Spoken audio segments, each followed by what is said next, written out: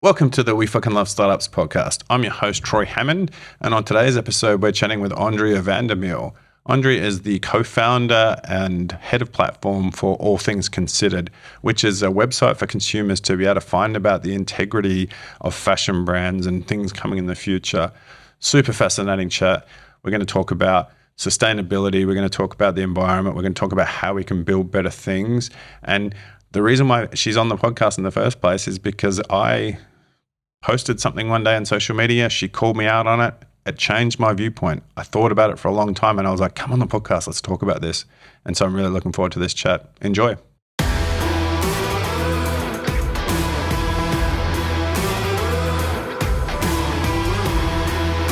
Kia ora. Thanks for tuning in to the We Fucking Love Startups podcast, brought to you by Talent Army. Yeah, I'm from Wellington originally, so this is home for me. Saw the family, did a bit of work stuff. John and I have been traipsing about doing a bunch of different things. So yeah. I love John. He's such a good guy. He's great. Yeah. How did you meet John? It was actually through a mutual connection from my first startup, and he was in the process of kicking something off that he had been toying away with for a couple of years, just on the side, something more purposeful and impactful, and got introed by Bruce from Putty, who I met through my time at Lightning Lab. He's just sort of like, I think John might be interested to meet you because I feel like you've got some cool skills that he might be able to utilize. So that was sort of how we connected, and what he was working on happened to be what I was passionate about in a huge way, so it was perfect timing and everything, really. Awesome. I love Wellington for that, or New Zealand for that, in that matter, right? Like, it's so great, and how we can just get access to these people. I know. It's such a small, tight-knit community, especially the startup community. Everyone knows everyone to a degree, or they know that person's name or what they look like if they haven't met them. So it's quite cool. Yeah. And how are you finding Auckland compared to Wellington? I've been there for nearly a decade. So you're an Aucklander now? Yeah. I think the climate's nice. The climate change, not so much. Yeah. But it's a different sort of vibe. Wellington's always home, really, though. I mean, you just feel like, more people smile at you on the street down here than they do in Auckland. Yeah. I'm from Melbourne, and nice. I moved here 15 years ago via the US and the UK for a few years. I haven't actually lived in Australia for like 22 years or something. Nice. But I find the same thing in Melbourne that I do in Wellington. When I walk around the streets in Melbourne, people say, "G'day, mate," and hi, and smile and are nice to you. And the same thing here. And I think it's just because you probably might know someone when you're in the street, so you're a little bit more aware, and you're not walking staring at your phone the whole time. And so it's not like you're a stranger in the city. Like, someone's probably going to see me that I know. Yeah, indeed. And it's funny, we were rocking around yesterday. John's like, "Oh, it's this person." I was like, okay, like literally 10 people in the space of driving around the corner. That's just how it goes. So I love his Instagram stories. He starts at his feet. Oh, I know. And goes up into some beautiful scenery. He actually posted one on TikTok because we were doing a day in the life, recording it with Natalie from Hatch, and he did one and he posted it on TikTok, and it did pretty well. It was like, point of view, like, I need to add, videographer to my CV, and it's just real hacked, and he's going like this. It's just, it's hilarious, but it actually did pretty well on TikTok. TikTok loves random little outtake videos and things. So I haven't nailed TikTok yet.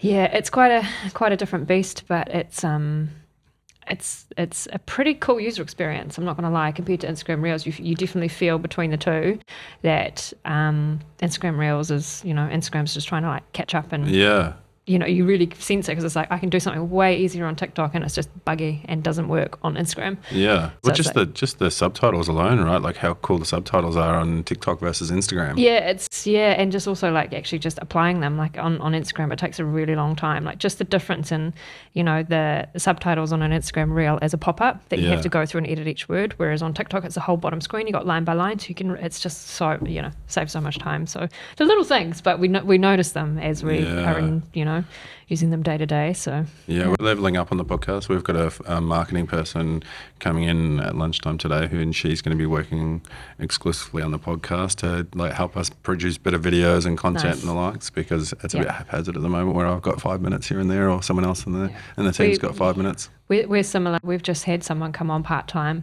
who helps with content creation and strategy. And because this is the thing, right? As a sole founder, you've only got so much time in a day. Yeah. Not a sole founder, but like, you know, I say sole founder in the sense that I work in Auckland and John works in Wellington. So we're separate but together, you know. So we find like, you know, it's all about finding the roles that are going to support what I do sort of day to day, because John always says it's like 1.2. I'm the 1 and he's the 0.2. Yeah. So who's John that we're talking about here? For the people that don't know? Yeah, cool. Sorry. We're talking about John Holt. So he started homes.co.nz. He's done Kiwi Landing Pad. He's just a boss basically. Just look up his LinkedIn for all of his history and his background. But he's and his Insta. And his Insta, because he's hilarious and does lots of interesting camera angles. So John and I co-founded All Things Considered together, and it's basically a platform for consumers to discover and have a say about retail brands they buy from to do with sustainability and ethics. So we basically take what brands are saying about their ethics and sustainability direct from the website and put it all on a directory, so it's really easy for consumers to look through and compare not only what brands are saying, but also the certifications and initiatives and associations they're aligned with. There's a whole lot out there. We've got nearly 500 brands on All Things Considered, and about 200 associations. With more to add. Wow. So it just goes to show how vast the space is of and that's just in fashion alone. We may expand further into beauty and other sort of verticals as well. Yeah.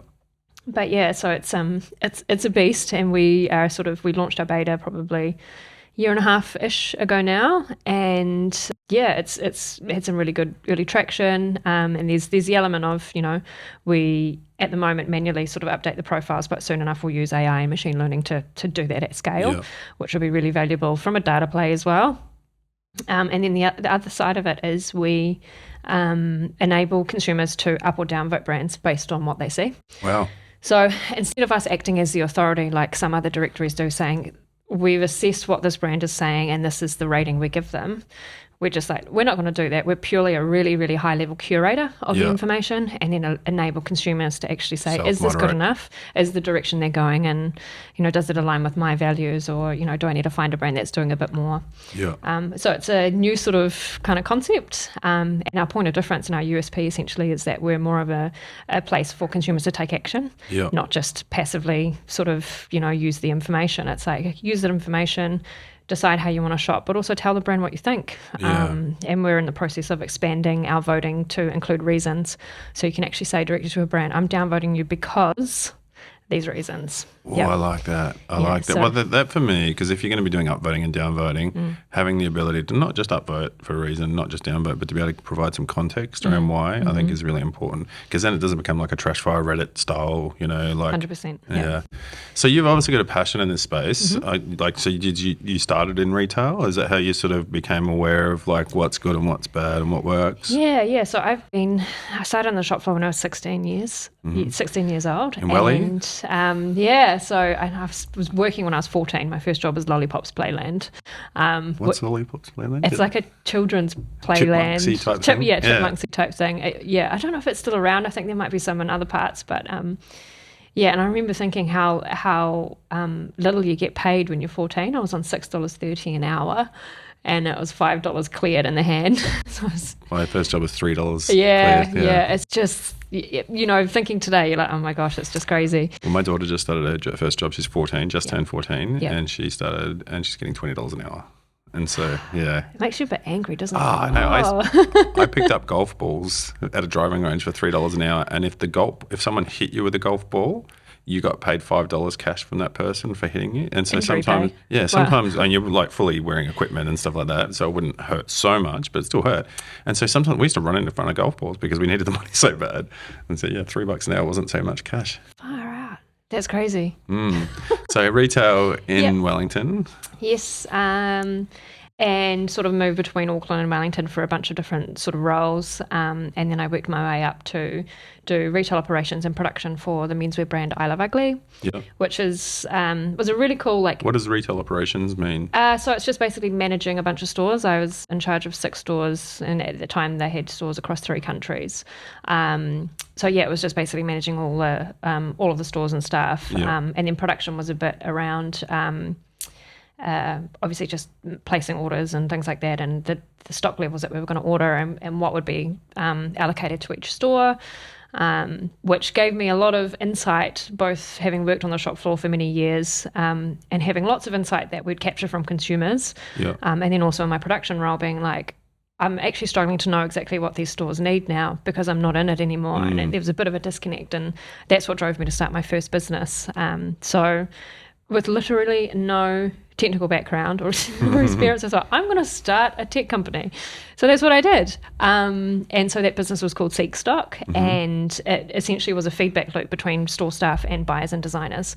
So a really direct way for them to understand in a structured way what staff were picking up in their particular store about, product demand, whether it was fit, style, quality, price, stock levels, general product demand, missed demand. So what are people asking for that we don't have? That could be an easy add-on for us, Could be like, people are asking for socks. We don't even make socks, things like that. So I did that for a decent chunk of time, hired a developer full-time. That was... How old are you now? So 2016? Yep. And we did Lightning Lab that year as well. So we were Lightning Lab cohort for that. So I'm 33 now, so that was however many years ago.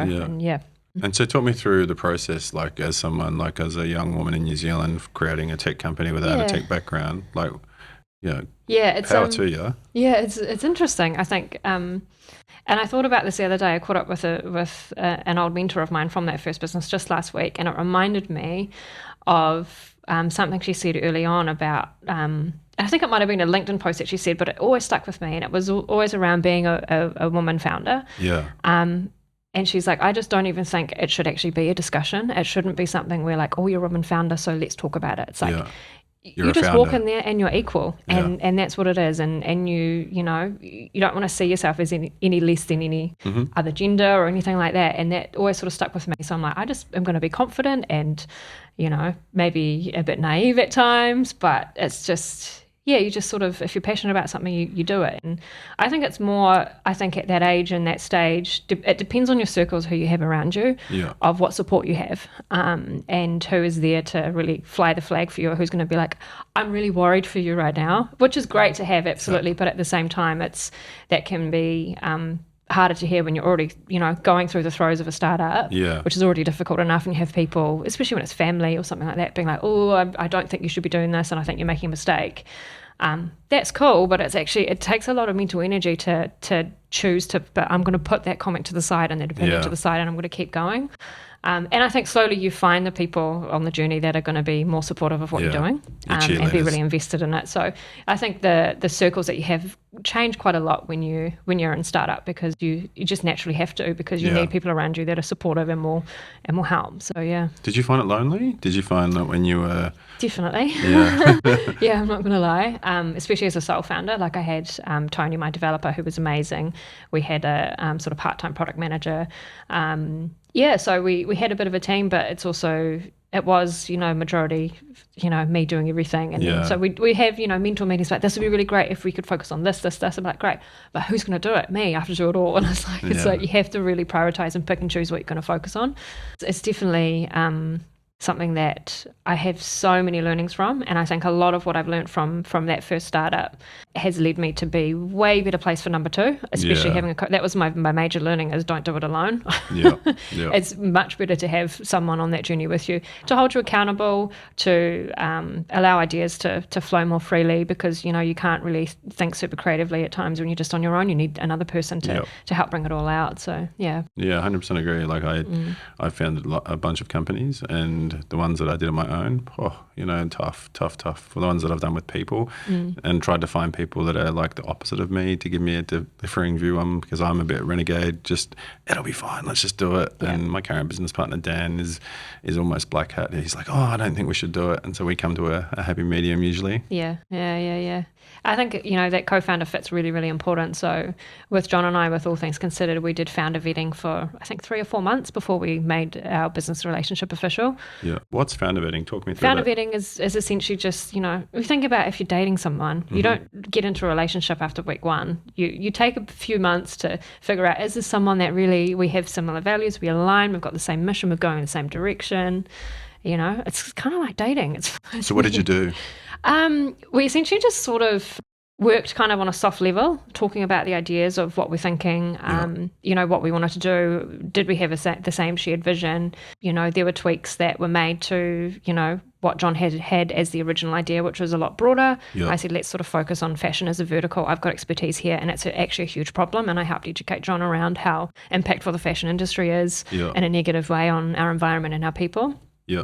So he's like, oh, okay, cool. Yep, absolutely. That definitely feels like the right sort of thing. So I was finding I guess sort of not pivoting the business, but sort of finding the direction and narrowing. So you both felt passionate about it. So you both felt like it was something that was to you. Yeah, I mean, he's self-confessed not fashion at all. So he's like, I'm not the fashion part of this. Yet the original concept was more around showcasing the impact and purpose of every publicly listed company on the stock exchange, which is obviously incredibly broad. So it was around just refining that a bit more into something that was somewhere we could start.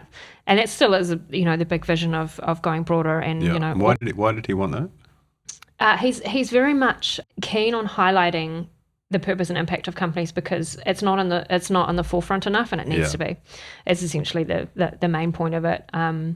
And I don't think companies are really held to account for, what are you actually doing, or are you greenwashing, and what is it that you're contributing for your people. What's greenwashing for folks that don't know that term? Yeah, greenwashing is essentially marketing in a way that can be misleading or not quite fully the truth, depending on what you're actually doing. There's actually a whole bunch of them now, a whole bunch of different terms like green crowding, all these things. So there's a lot of them. But yeah, it's essentially marketing in a way that's not actually true, or you're inflating something to sound like it's much better than it is. Yeah. And so how do we know if people are doing that? It's hard to spot. There's actually a really great site called greenwash.com. It's done by the Changing Markets Foundation, which I think is in the UK. And so for big major fashion brands, you can look up claims that brands are making that have been called out as greenwashing. For example, some people might not agree with this or know this, but recycled plastic bottles made into fabric is greenwashing. Really? Yeah, see? How? You get that reaction. Yeah. So plastic bottles, when they're kept in bottle form, can be recycled over and over, probably to a certain point, but they can be reused in that form. As soon as something like that is put into a fabric, that's reached the end of life, because it can't then be extracted again and made into something else, especially because, synthetic fibres, they take hundreds of years to break down if they ever do. They're extremely problematic. Synthetic fibres are derived from fossil fuels. So anything plastic is, generated by fossil fuels, petroleum, things like that. So when you put that plastic bottle into fibre, you're not only preventing it from actually having a better end of life, you're taking another sector's waste stream and using it in a way. Wow. Yeah, so it's interesting. Yeah. So what? I need to process this a little bit. So what can we do with that product then better? So that plastic bottle, okay, we can't turn it into my shirt here. What do we do? You said having a better end of life. What does that mean? Yeah, so I think before we get to end of life, that's the absolute last step. We need to go way back to our consumption and how we consume clothing. Yeah. There's already enough clothing that exists in the secondhand stores to clothe everybody. You 100% called me out on this, right? So I think I put an Instagram story up saying, hey, a few people have asked me about merch for the podcast. Should we do merch? like 70% of people were like, yeah, do merch. And then you sent me a really lovely message just saying, hey, this is something you're really passionate about. You've seen so much merch in secondhand shops and you've seen these. And it got me thinking, and I was like, actually, I don't want to do that. I don't want to like put any more stuff. Like I've seen lots of ex-startup clients of mine as I walk past the secondhand shop, their t-shirt in the window, and I was like, oh, it's kind of sad, you know, seeing it that way. Yeah. And it got me really thinking about myself as a consumer after that conversation as well. So I started, like I had this moment where I looked at my wardrobe and I thought, oh, fuck, do I need all this shit? You know, like I wear pretty much the same stuff all the time. Why do I need all these things? Yeah. I haven't been very vocal about like company and product merch, but I think I should really do a LinkedIn post on it. An example I'll give, I was out in Free For All yesterday. I'm not sure if you're familiar with it. It's out in Porirua, and it's basically, I think it's like 200 or 400 square metre sort of space that everything that is destined for landfill it comes to Free For All. So it's things that are like the charity shops can't sell anymore, because even charity shops have a shelf life. So if you drop off a winter coat in summer, it's probably not going to actually even get to the shelf because it's not in season. So that's something really important for consumers, is to, if you are donating clothing, to do it in season and make sure that it's in resaleable condition, because anything that's not, where does that end up? You actually need to think, you know, I should take responsibility for everything that I am donating. So Free For All houses, you know, basically things that are destined for landfill. And I was out the back sorting some clothing. John had a meeting there, and I was like, I'm not going to stand around and wait for him. I'm going to make myself useful. I said, can I help? And so I was hanging some clothing from these bins to go out onto the shop floor. And then right next to me, one of the workers puts down 5 countdown bags of Cancer Society, you know, T-shirts that were done probably for a fun run or something. Like 5 bags of them. It's like, what do you do with those? So this is what I mean. Still folded up in like... Yeah, they've still had plastic poly bags in them, some of them. So it's kind of like it's leftover merch and stuff like that. And people don't realise how much of a resource, or how much resource it takes to produce cotton, like the water that's used, the chemicals that's used, how much it takes to grow it. It frustrates me a lot when I see, you know, because I mean, if you created a brand T-shirt, for example, I did it for my previous business. I got one printed. Never have I worn it again. It's kind of like, do we really need that, or can we just wear blank tees and then do other kind of marketing? Well, yeah, definitely. I mean, like I got a whole wardrobe over there, like a thing of like Talanami recruitment company T-shirts and hoodies and stuff that we give away to people and the likes. But it definitely got me thinking, you know, and I think once your sort of eyes are start to open to that, you start to think about everything else. And I'm like, oh man, like my wardrobe now is like I've probably thrown out 100 different client T-shirts, you know, that I've worn and then don't wear them anymore. So I throw them out and cycle them out. Yeah. I will say, you know, I don't want anyone to think that they should landfill clothing. Yeah. Because there are other options, and you know, there's a bunch of sort of things we can do now that more and more is popping up, basically, and more options for us. So there's some really fantastic services. One is called And Again that I've used recently. So and again, yep. And so they, and there's some other ones that do it as well, like Regenerate, which is like a fashion thing in Auckland. So basically they send you a tidy kit and you clear out your wardrobe and you send them as much as you can fit in this big bag, which is about 30-ish items. They photograph it, list it online. So it's like an online thrift store. Yeah. And then you get a portion of what's sold. So I've made like $120 on clothes that were just sitting in my wardrobe that I needed to get rid of. And there's things like designer wardrobe. So ways to actually get rid of your clothing in a way that's more responsible. Yeah. And then there's things like Apparel, which is an Australian company but has recently come to New Zealand, and they do textile recycling. So you can get rid of any kind of old sheets, blankets, clothing, shoes, handbags, anything except for, I think, polyurethane, because that's plastic that's harder to kind of deal with. But yeah, so any kind of fibre you can recycle with them. And they send stuff to you so that you can send it back to them? So I think they're based in Onehunga, so they have sort of the place there. So they, like, certain brands have apparel textile collection bins. I know Ruby does. Yeah. So it allows you to drop off any textiles. I don't know if Ruby will take only Ruby brand or any other ones. And they also sort through it. So if it's able to be resold, then they'll donate it before downcycling it. So it becomes like the inside of couch, you know, like couches and things like that. So they turn it into other sort of textiles and things that can be used. So, yeah. I've tried to be a lot better with especially my kids' clothes, right? So my kids grow so bloody fast. They're constantly growing out of these clothes.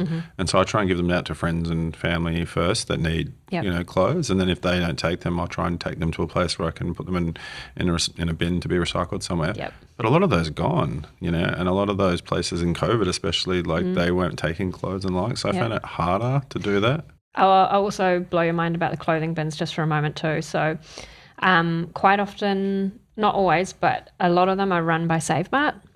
What's SaveMart? SaveMart is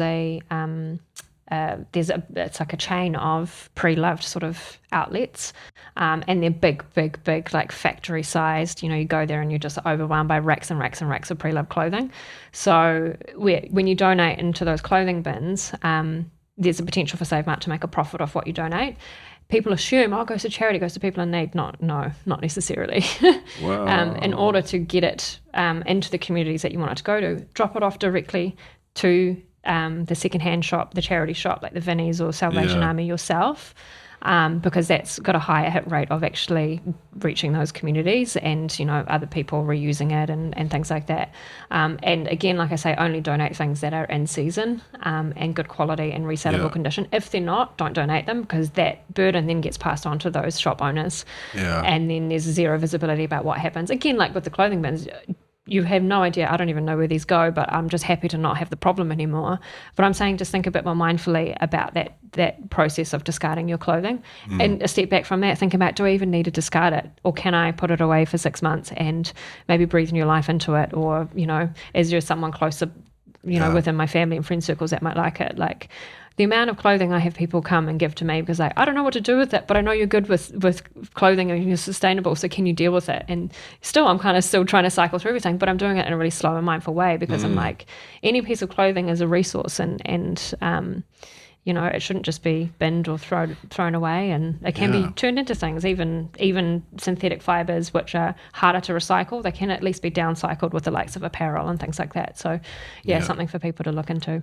Well, just how you wear them, right? So after you said that to me, like, as I said, it really was a bit of an awakening for me. And then there was a bunch of things that I just was like going to throw out that I just didn't wear. Or I wasn't going to throw out, I was going to recycle them. But then I just started thinking, well, maybe I just don't know how to wear them. And so I started following some people on TikTok and Instagram about like just fashion, men's fashion, and then how to put outfits together and how to be experimental. And I was like, I can actually probably use those now, and exactly. Now I feel like, I just know how to use them and put them together and try them different ways. And Oh, absolutely. And there's so much inspo out there. I love following men's fashion on Instagram. I find it way more interesting. Like, I think men have less kind of like top bottom to work with, whereas women have dresses. They've got all these different things. But it's so interesting to see that men can make such cool outfits out of just two kind of sort of like, it's like, it's amazing. Yeah. And I think the era of men now is like they're really looking after themselves, trying to be, a little bit more presentable and, especially in the tech industry that was known for black turtlenecks and black T-shirts or whatever. But yeah. So is that why you spoke to John about starting this company? Was it that drive? Yeah, we're both sort of at a time where I think he had already sort of dipped his toes into starting this, but he hadn't really got it off the ground yet, and he knew he wanted to kind of focus more on something that was more impactful, that had purpose and profit at its heart, not just a profit business. So he wanted something that felt more impactful and would do good. And I think along the way I'd learnt throughout fashion. I was very oblivious at the start. No idea. I didn't know what PVC was. I didn't know what PU was, polyurethane, I didn't realize all of it's plastic. Like, there's, I think 65% of all new clothing produced is synthetic or petroleum derived, which is just blows your mind. Like, lots of people don't even know that polyester is plastic. So if people can take one thing away today, that would be the one thing. Stop buying polyester. Yeah, I mean, it's got its benefits in terms of how durable it is. It doesn't crease and things like that. But it's still, buy your polyester secondhand if you can, and then look, if you do need to buy new, look for natural fibers that are a lot kinder on the planet. Things like linen and organic cotton and hemp is a good one. Yeah. What companies out there do you respect in this space? Well, actually, on All Things Considered, we allow consumers to order the results by most upvoted and downvoted. So I'll leave that for people to look at and see what the people are saying. Well done. I think that's probably the best thing to do. And if they want to go and vote for a particular brand that they love or think are on a great journey, they can do that. Alltc.co is our website. Yep. Alltc.co. Yep. alltc.co. I think it depends on the size of business, because people think, is H&M that bad? It's like, they have probably the most certifications on our platform compared to any other brand. Like, it's 30 plus. Yeah. So people are like, they've got all these certifications, they must be good. But you think about, well, how much do they produce? What's their production? And that's kind of where it comes into play. So for us, we know it's quite difficult to compare an H&M with a small New Zealand brand. And at the moment, everyone on All Things Considered is sort of, just lumped together.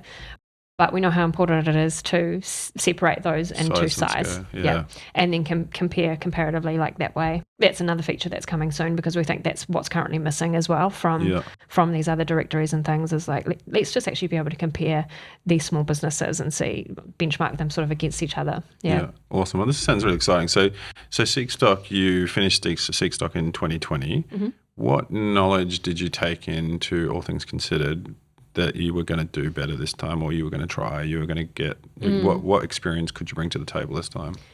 Yeah, well, funnily enough, a lot of what I've built with SeekStock had a lot of parallels to All Things Considered in terms of that feedback mechanism, which also was what John was aligned on. So there was a really natural fit with that. Some of our early designs sort of took a little bit of inspiration from what I'd built with that. But yeah, I think in terms of learnings, let me have a think. So many. Sole founder would be the main one, as I said. It's very hard to do.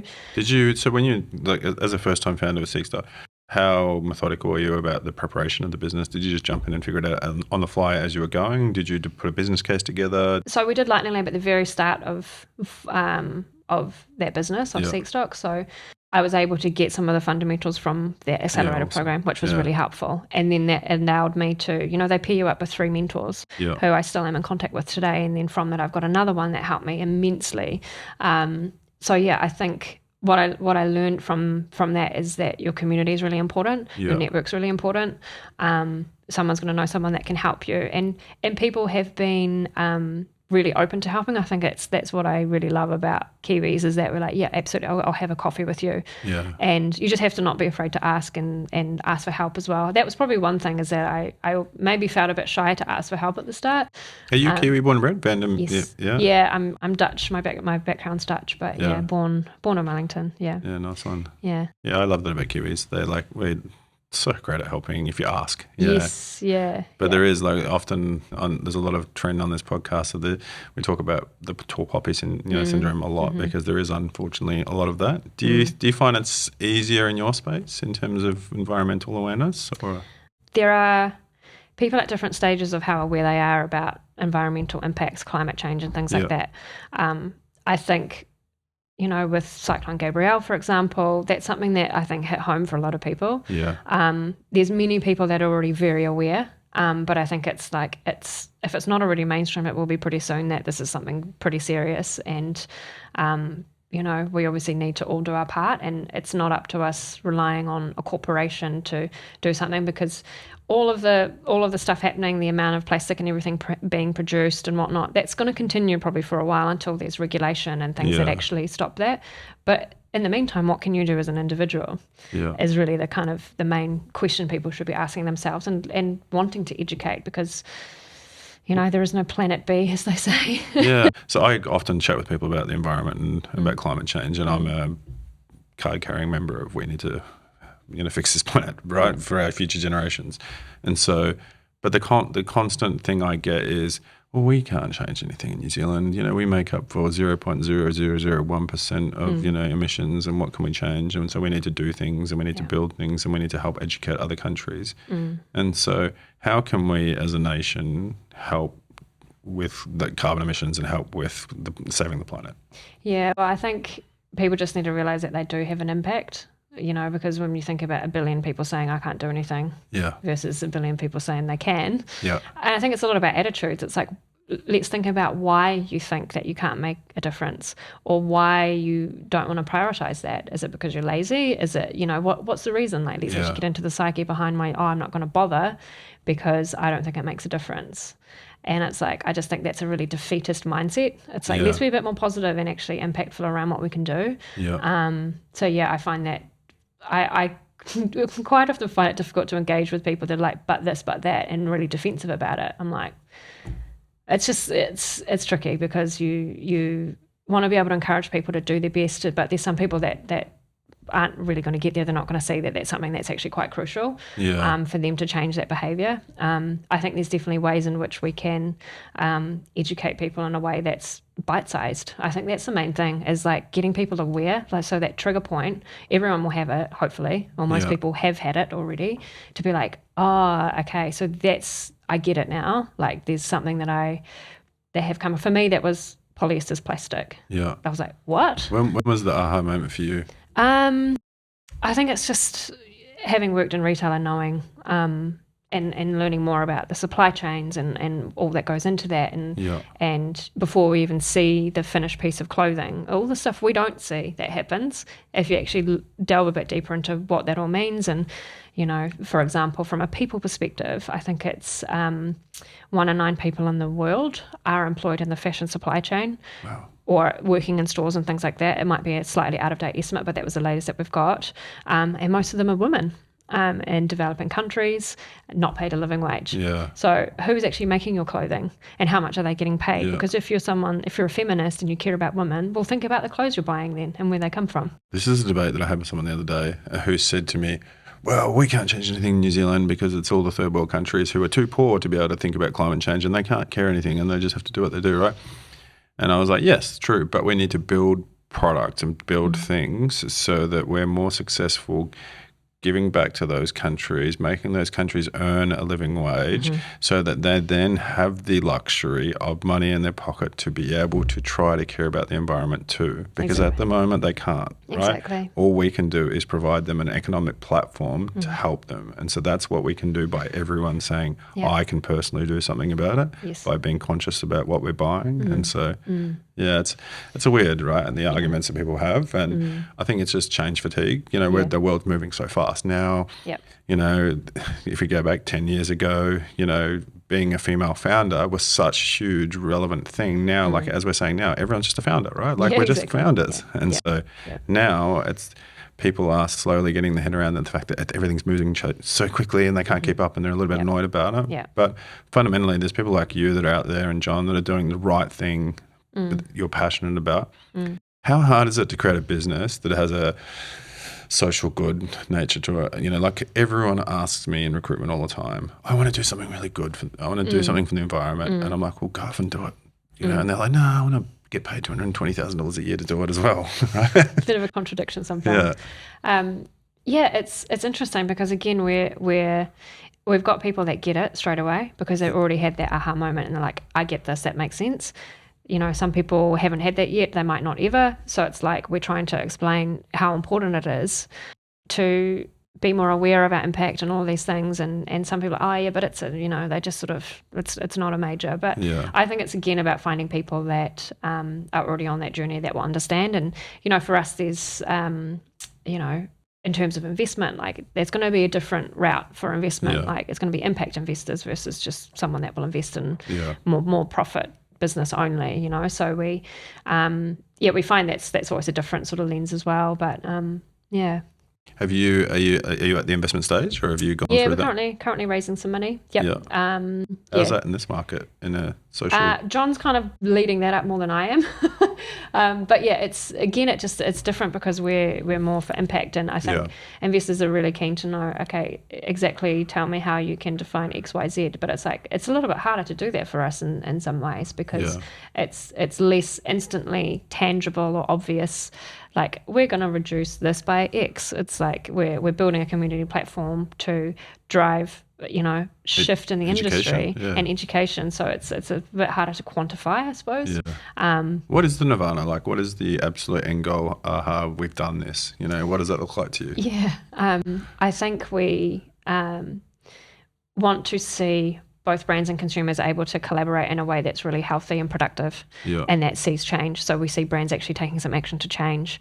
For example, we've had someone come to us that stocks a certain brand that's listed on our platform, and they had a bunch of downvotes, and then they know this brand, they know they do local production and all these things, and they came to me and said, look, I don't think that this is justified, can you tell me how this works? And I said, yeah, we literally carbon copy what a brand has said on their website, and then consumers are adding their sort of layer of sentiment of whether they think that that's good enough, or signaling that they want that brand to do more, or they want to see more from that brand. And so all of these things that, this shop owner was saying that the brand was doing, they weren't communicating on their website. So that's the disconnect there. So if we now have more brands coming forward and saying, oh my gosh, I know that this is really important, the sentiment is that people actually want to see more from us, it's not that difficult for me to, at least make a start and show that progress, and then ultimately change and be like, okay, we're going to actually tangibly do this. Again, there's always the risk of a brand saying what they think people want to hear. But I think people will quickly enough see through that and say, no, that's actually tangible change, or that's not. And that's where these things like certain certifications that are, if a brand's B Corp, for example, you can see you go to B Corp's profile on All Things Considered and see all the retail brands that are B Corp certified.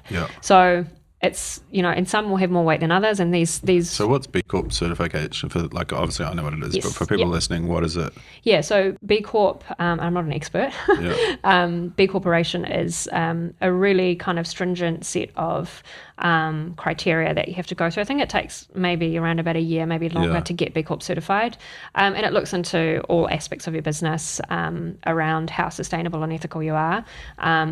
I really hope I'm not getting this super wrong. We'll put a link to it, but you can go and check it out. But it's a really robust process compared to one that you can pay $100 a year and get a badge and put it on your, so it's actually a process you have to go through. Like 100%, some people don't get it, right? Like you have to go. I know a bunch of clients that have gone through a pretty extensive process to get certified. And then there's also recertifying. Like, you have to redo it every year. So that's the thing for us. We see as an opportunity with these organisations like B Corp and other certifications, to bring more consumer awareness around those, because I think consumers don't know enough, and they're like, there's too many, it's too overwhelming. Absolutely it is. So we're sort of here to try and help a bit with that as well, and help consumers learn more about what each of these is, and what they all are, and what they do, the impact they have, and And are you finding the feedback loop between like brands and consumers and yourself now is getting closer? I think so. Like we're in the process of sort of creating our first version of our brand dashboard. So what are the insights we're going to show to brands about the sentiment we're capturing, demographics, genders, things like that. So we find brands are really open to hearing what it is that consumers are saying, and what does this downvote mean, where is it coming from? So reasons for voting's coming, so I think that's going to help kind of bring it all together really nicely. It's definitely been collaborative in terms of, brands do take a downvote seriously. Like, you have to register and create an account on All Things Considered to vote. It's not just something anyone can go in and do. So that's just to obviously protect against bots and things like that as well, and ensuring that all votes are verified and genuine. So it's something that I think brands do take notice of, but I think it's still early stages, so they might think, they might go away, but we're not going away. Look, I think you're really brave. So I had an idea years ago that, like, for me, there was good recruiters and bad recruiters out there, and so I was like, how good would it be if there was a website out there where you could upvote and downvote recruiters based on your experience with them and hold them keep them accountable, because our industry, unfortunately, has a bad name. And then I started building it and started doing it, and holy shit, you have to be pretty brave to build a website like that. And so, how did you get through that pain? Because it's like shopkeepers, right? Like small to medium businesses, and you're getting bad ratings or downvotes, that's pretty emotive, right? And especially designers who are putting their heart on the line. Absolutely, and I think that's where they have that opportunity to tell their unique story, and we will, carbon copy what they've said. So if a brand wants to update their profile on All Things Considered, they have to do it on their website first. We don't do any backdoor like, we'll update that for you. No, show us on your website, and then once it's updated, we'll update it for you. So there's got to be that that sort of safety and trust and transparency element to it. And trust and transparency are the two kind of key values for us, and we've always wanted to ensure that we're transparent about, anything to do with our business, and how we get the information. And, I think there are already sites out there that do rate and grade brands. So I think they're already sort of used to the sentiment of, people can have an opinion and they can look into us and say, this is what we think, we're rating this brand this way. Sort of no different to consumers saying voting. I guess it's a bit scarier because it's a consumer, it's a real person, it's not just some entity that's saying you are this out of 5. It's consumers, so it probably feels a bit more real potentially, but we don't think that's necessarily a bad thing, because essentially the kind of persona that's going to come onto All Things Considered and vote for a brand are the kind of people that are already tagging brands on social media, they're already attending rallies, they're already emailing brands, but that's pretty easy to get censored in all of those ways. So email can be ignored, they can delete a comment on social media. Yes, it's there, but it's never permanent. So this is a permanent stamp to say, yep, okay. And consumers can absolutely change their vote at any point in time if they think, oh no, actually I changed my mind about this brand. And over time, that's what we want to capture, is more the journey over time. You think 10 years time, the amount of data we would have collected about the trajectory of a brand, how many up or down votes they've had, have they done something really impactful and released a really robust sustainability report that people resonated with, and did that then result, so those sorts of things, and just seeing that change over time. So with comments, when comments come right, because what scares me about as a business with ratings and reviews is that I work in recruitment. It's quite emotional, right? Sometimes I have to say no to people and say, no, you don't have the right skills. And unfortunately, sometimes I see those people that I've said no to in the most polite, humane way as possible go on to Google and write a horrible, abusive review on me or tell an army because of that experience, because they, And so it really scares me, reviews, because I could do anything possible to make someone have a great experience, but still, because they're still emotive about it, they can go off and just go on a tangent. How do we solve that? Yeah, and it's hard because any review could be that person's having a bad day, and that doesn't reflect fairly on the business. So absolutely. And we're talking with brands about that. So, we've had one suggest to us it would be great if we could challenge a downvote and sort of respond to that in a way that says, I don't actually agree with this comment because we are producing what you're saying we're not. And having that sort of two-sided conversation will never be a one way, and then it's off to the brand to never be able to respond. But again, in startup land, we start very small. So we'll capture the comments, but they may not necessarily be public to start with until we figure out how do we do that in a way that's fair for everyone. And so it's not easy, and then you get into moderation and things like that. And we've talked about full-blown community and things like that, and then it's just sort of whether we do that or not, and how we kind of stagger it and do bit by bit. So where are you at in the journey now? Yeah, so we are probably 18 months to 2 years in. We are adding profiles and trying to just build awareness around the platform, really. And we've got 2 different types of users. We've got our lurkers that will use the site, educate themselves, and then we've got the more activists. So we need these activists to help educate others, though. So it is difficult in the sense that we're relying on people to help educate others. It's not just we've done the work. It's we're actually requiring. There's a lot of engagement that's required to ensure that there's enough value on there, enough votes for people to go, okay, that's I agree with that or not. So yeah. So why should Dom sitting over there on his phone right now, probably online shopping for a t-shirt, why should he go to your platform and look what are the certifications that he's looking for? Yeah, so it depends really on what he's online shopping for. So, for example, a cotton t-shirt, cotton is one example. There's hemp, there's a lot of other fabrics and fibers. So it could be are there certain fabrics or fibers that are more less impactful and harmful on the planet than others? Yes, there are. So that could be a good starting point on trying to figure that out. But I think just in general, in terms of certifications, it's confusing, I think, for everyone. Which one is good and which one is bad. Good and bad. I mean, better or worse. Yeah, better or worse. Yeah. So we don't even have the answer to that ourselves. But we're trying to help demystify that a little bit with actually just having the information out there, allowing people to consume it, see which brands are using, GOTS cotton, which is Global Organic Textile Standard cotton, which goes through a pretty robust process throughout the supply chain to ensure that it's organic right the way through. So that's not easy to get. So, there are certain ones that you'll see on our platform probably have more upvotes, and there are certain brands using them. So you can get a bit of a high-level sense of, okay, so that looks like there's actually a bunch of brands that I know are good boutique-y, smaller New Zealand-based brands are focusing on that fabric choice and that fiber choice, which is inherently a lot more sustainable than using synthetic fibers, and the majority of them being polyester. So even if you're shopping on a website, look, what is the majority of, fibers that I can see on these product pages? Is it polyester all the time, or is it cotton? And so like that's quite an easy one. Yeah. And even on our profiles, we tag, we say high use of synthetic fibers or high use of natural fibers, so you can get a sense to be like what's the primary kind of fiber choice for a particular brand. Yeah. And is part of your product evolution to be e-commerce as well, for people to be able to buy from these suppliers? Or we never want to become somewhere that people have a direct link to shop. Yeah. That's not really the point for us. I know some of the other platforms, that's part of their business model. So if you go onto the profile, you click through, they'll take a cut. But we don't think that's kind of contradicts sustainable fashion in a way. We're not encouraging people to purchase. In fact, we list secondhand stores on our platform and, allow those to be up and down voted.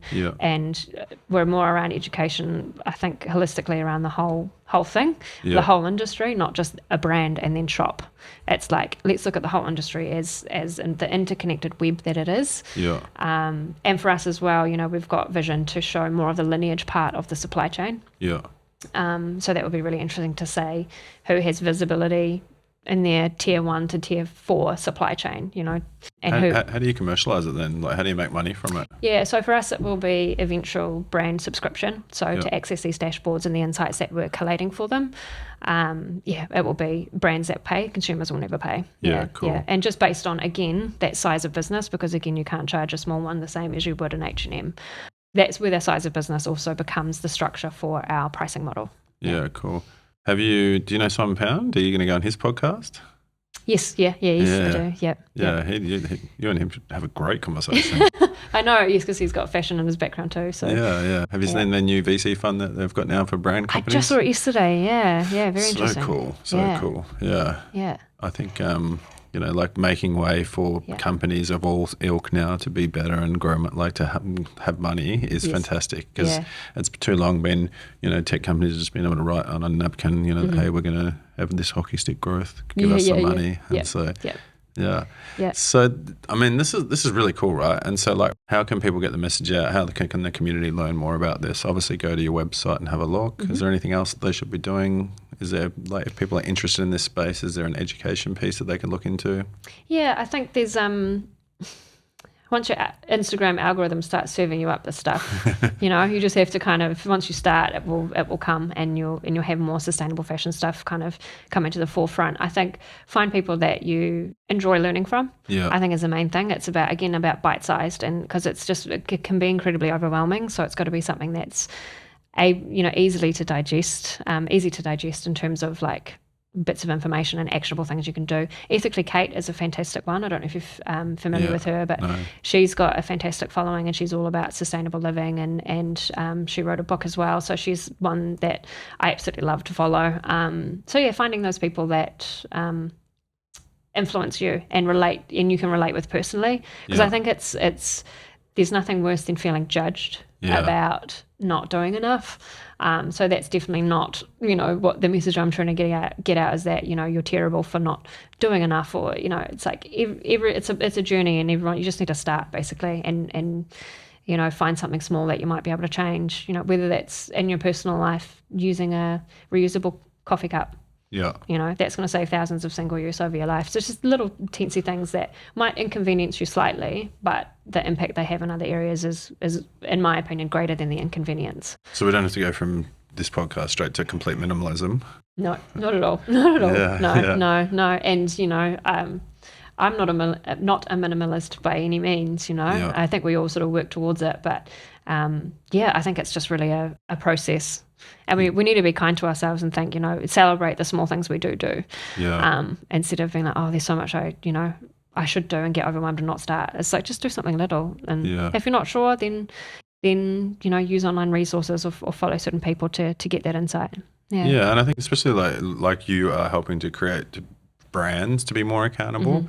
I think we can't consciously do that unless we're keeping ourselves accountable, a little bit as well. And so, like, the earth is finite, we have an opportunity to create length out of it for our future generations, and it starts with individual choices that we make day to day. It does. What do you think about are you involved in the sort of, sustainability green tech movement? And what do you think else opportunities out there that people could be looking at? Yeah.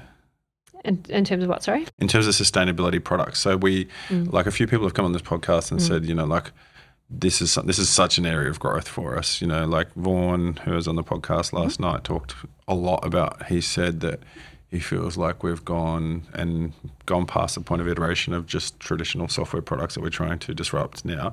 And he thinks that we're going to be building more physical products in the future to help with sustainability and to help with the earth and the likes. And so I feel like it's now getting to the point where people are aware of we can actually build good products to help change the world now. And so this movement is starting to take off. People are really getting behind it now. It's starting to become an actual industry that we can make money from as well. So you can go there, you don't have to do it for free and volunteer, but you can get paid. Probably not the top amount, but you can get paid at least. Yeah. What do you think, like, what else can the community, is there anything else that you've looked at, or is there any other spaces that you think, this is something we need to look at as well? A loaded question there. Yeah, it's quite a hard one. If I think back to, when I was doing my first business, that didn't have any sustainability element to it. And I remember thinking, if I wasn't doing this, what would I be doing? And I'm a really avid recycler, and people think, recycling can be problematic. It's the ambulance at the end of the cliff, bottom of the cliff, things like that. And it's not the perfect solution, but it's at least an interim solution until we have regulation phase out single-use plastic, for example. So it's like, it's got to be something to do with sustainability. So I think the awareness and, there's a bit of an awakening, I think, happening around it. In terms of physical products or examples of that, I wouldn't know exactly those myself, but... Do you know, I'm pointing to my method recycling bins over there. I'm like looking at them as I'm talking to you. Yeah. So David, do you know what they're doing now? Yes, they're using technology now to weigh bins and things so that you get an alert if you've got too much in your bin. I think, I heard a story that they caught someone who threw out all this binded information just straight into the normal bin, not the recycling bin. It's crazy, and I think that's where technology will help so much in terms of these things. And I think data and measurement and us actually being able to measure that impact is quite an important thing, regardless of what sort of area it's in. I just want to talk quickly because when you said about conscious, you mentioned the word conscious before, and it reminded me. So our business name, All Things Considered, it's very strategic, that name. So all is all encompassing. Obviously, we don't want to limit ourselves to one vertical. So I don't want people to think All Things Considered is just a fashion platform. It's likely to get a lot wider over time. But the word considered or considerate is something that's really big for us. And if we think about, the typical term conscious consumer, we want to transcend to a considerate consumer. Because, you've got sort of an unconscious consumer that absolutely knows nothing. You've got someone subconscious that might be aware of that something's happening. There's a bit of chatter, but they don't really know what it is. Then you've got conscious, which we talked about, which is around, I consciously know that this isn't good. But I also might consciously choose not to do anything about it. Whereas considerate is the level above that. So consciously know that this isn't good, but I also am considerate enough to know that I should do something about it. So that's sort of where the sort of persona of who would use our platform sort of is, they're ready to take that action, or they've started a little bit but they don't really quite know, and they're ready to kind of really activate that. So it just reminded me of that. Where do you think New Zealanders are in terms of their consideration of the planet and the environment? I think it's a mixture. I mean, I was walking in the park the other day and I'm picking up plastic bottles that people have left there. I think that's going to be everywhere. But I think more with climate change really on our doorstep now, it's pretty undeniable. So I'm hoping that, as absolutely terrible as these recent events are, I think it will help bring that awareness. And I hope people don't just forget about it tomorrow. I don't think they will. But I think people should be a bit worried and just take some personal accountability for your own. You can't control anything else, but what is within your control that you can do something about. I look, my nirvana, my fantasy, as sad as this sounds, that this is my fantasy, is that we change the regulations in government so that we have a 4-day work week, and that 1 day a week that we get to pro bono get paid for it from our companies, but we get to give back to something that we feel passionate about. And so I think if we can if people can do this type of like work, volunteer, like do something that they're passionate about and be paid for it, we're going to see mass adoption. 100%. If we, if people are just doing it because they've got time or the extra money and the likes, this is the problem. Most people who, like a lot of people in New Zealand who are hard on their luck at the moment, they look at green tech and they look at these things as a luxury that are in boom times that we can do. They're not realizing that, hey, there's a lot of change that needs to happen, and that we can all get behind this, and we can all do this by simple things like going to a website and looking at who's more considerate with the materials that they're using, right? Rather than thinking that it's, I have to do this and spend this money, or I have to turn my lights off at night time, or I have to do this. And so there's so much that we can do, and it's been fantastic talking to you. Thank you. Hearing that, there's people like you and John out there, making us more knowledgeable in this space, and creating a dialogue and creating a community, and evidently giving brands the opportunity to reflect and look at themselves as well. So I guess I always wrap the podcast up with a final question, and if you've heard any of the podcasts, you might know. But what makes you happy? That's a tough question as that changes. Why has that changed? I guess anything that happens personally in our lives impacts business, and vice versa. So that's always a tricky one when there's personal things. So I think that my relationship with happiness has changed a lot in the last couple of years in particular. But yeah, I think feeling content or feeling like you're in the right place. And happiness is a journey, right? It's not a destination. So it's kind of like. Yeah, and I've heard something that's like life is 50% good, 50% bad. Yeah. So if you're going through something that's bad, you at least know that the good's coming. Yeah. And if you're in the good, you're like, oh, what's coming next? So, I guess just realizing that whatever happens in your life is as shit as it might be, there to teach you something or have a learning. And I think I was listening to a Stephen Bartlett podcast, Diary of a CEO. And he was talking about like the eraser theory. I don't know if you've heard of that. And it's like, if you could erase something really terrible that has happened to you, but it meant that you lost all of the knowledge and the insight and who you were today, would you do it? And 99% of people say no. Well, no, yeah. But it's interesting to think about, So it's like when you go through something that's quite life-changing and then you're like, okay, well, would I erase that? Like, as difficult as that was, yes or no? Like, it's a hard question. Obviously, it's harder to answer when it's very raw. Yeah. But at the same time, no, you wouldn't. I wouldn't be the man that I am right now. I wouldn't be like happy with myself if I hadn't have gone through a lot of pain in my life and made a lot of changes to be the person that makes me happy about myself right now. Yeah. And so I'm a big believer in there is no. People pursue happiness, and I think that you shouldn't pursue happiness. Like, life's finite. It's good, 50%. It's bad, 50%. We're all going to die one day.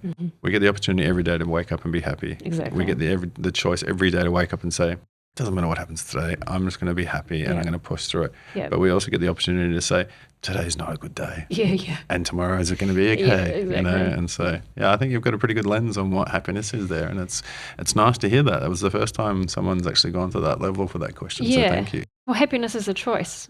Really, ultimately it is. We can choose to be happy and productive in our lives, or we can, I'm thinking again about this example of, I can't do anything to impact. Well, you can. It's like, it's a little bit about mindset, and that's a choice. So it's like, same with happiness. Yeah. Awesome. Yeah. So yet again, what was the name? What was your website? Yeah. So all things considered, alltc.co, alltc.co is our website. Yeah. Excellent. Oh, thanks so much for coming on the podcast. Thank you so much for having me. It's been great. I appreciate it. Awesome. Thank you. Cool. As I finish this podcast and Andrea has walked out the door, I'm looking now at my merch rack and thinking, I feel a little bit seen, that I've been contributing to the society of waste. And so that podcast really made me think, I'm not going to lie. I got Andrea on because I thought she had something interesting to tell in terms of what she's building, what she's doing, who she is, how she made me think. And so I hope she made you think as well. And I hope this podcast makes you think enough to send it to people that you really like and respect, to send it to people that need to see and hear this. Please share it on any platform that you're watching or looking at or listening to even. We're trying to build the audience so that we can bring in more and more interesting guests to be able to help give back to the community because we fucking love startups. Thank you.